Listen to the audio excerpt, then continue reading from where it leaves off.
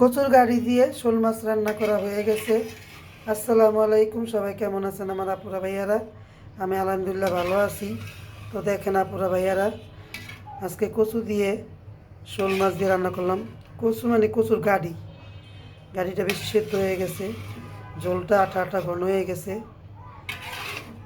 তো কচুর গাড়ি দিয়ে শোল মাছ রান্না করেছি। আমার কাছে কচুর গাড়ি দিয়ে শোল মাছ রান্না করে খেতে অনেক ভালো লাগে। আপনাদের কাছে কেমন লাগে কমেন্ট করে জানাবেন।